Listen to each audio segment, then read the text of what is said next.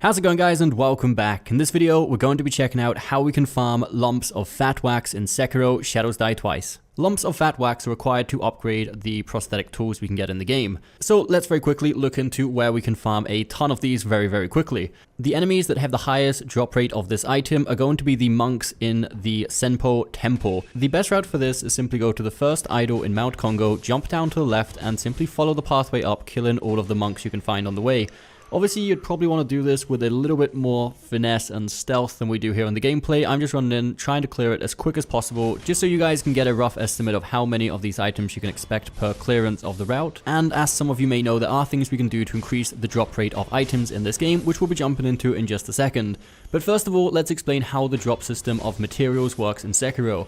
So there seems to be a big difference between early game and late game of whether the same enemies drop the same items. And what defines early and late game on this seems to be when you fight Genichiro at the top of Ashina Castle for the first time. If you come here before doing the boss fight at the top of Ashina Castle, you can kill these monks a ton of times and not get a single drop. I made a character specifically just to try this out, and I did the route 4 to 5 times before the Genichiro boss fight, and I didn't get a single drop of the lump of fat wax, so it's a really low chance of getting this if you haven't yet killed Genichiro. However, through some experimenting, there is still one way we can farm these early game pretty consistently still. We are going to need a few things, was mentioned just a second ago, to increase the drop rate to the maximum potential we possibly can.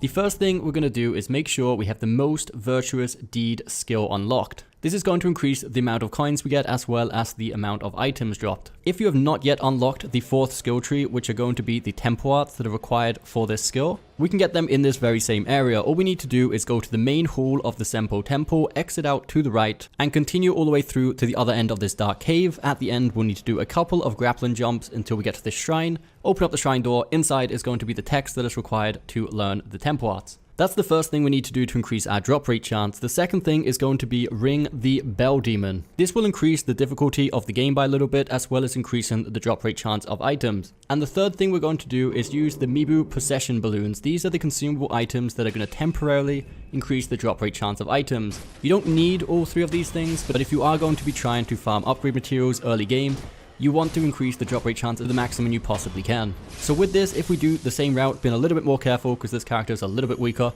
we're going to notice a pretty consistent rate of drops of lumps of fat wax.